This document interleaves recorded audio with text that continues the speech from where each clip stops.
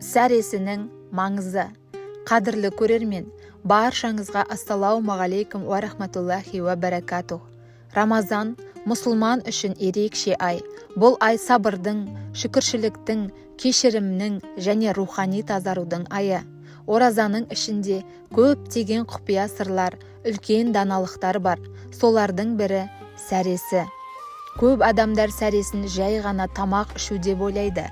Бірақ шын мәнінде сәресі үлкен сауапқа толы, берекелі уақыт.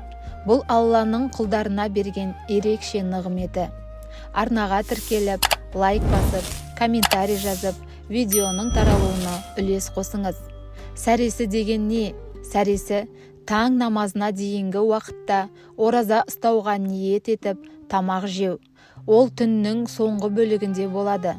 Бұл уақыт дұғалар қабыл болатын, берекесі мол, рухани тұрғыдан өте қасиетті мезгіл. Сәресі тек ас ішу ғана емес, ол ниет жаңарту, Алланы еске алу, дұға жасау, күнді дұрыс бастау.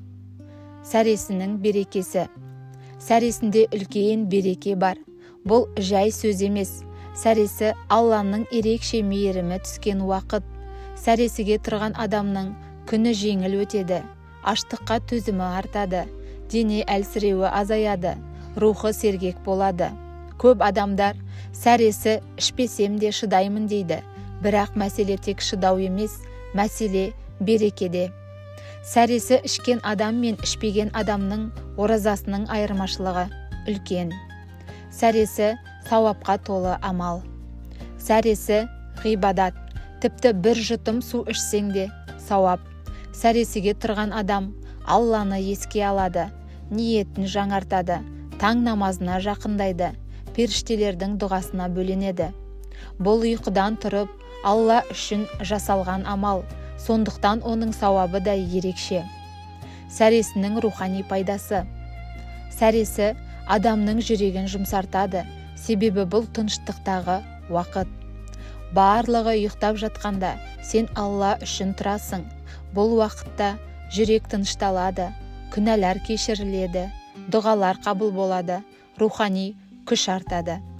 Сәресі түнгі құлшылыққа ең жақын уақыттардың бірі. Сәресі сабыр мектебі. Ораза сабыр мектебі, ал сәресі сол сабырдың басталуы. Сәресіге тұрған адам ерте тұруды үйренеді, нәпсісін тәрбиелейді, тәртіпке келеді, уақыттың қадірін түсінеді. Сәресі адамды тәртіпке үйрететін ерекше амал. Сәресі денсаулыққа пайдалы. Сәресі тек рухани ғана емес, денсаулыққа да пайдалы.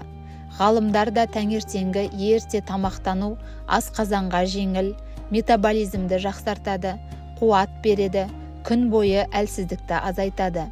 Сәресі ішкен адамның басы ауырмайды, әлсіздік аз болады. Сәресіге тұрмаудың зияны. Кей адамдар ұйқым келеді, тұрғым келмейді, ерінемін деп сәресін өткізіп алады. Бұл үлкен қателік.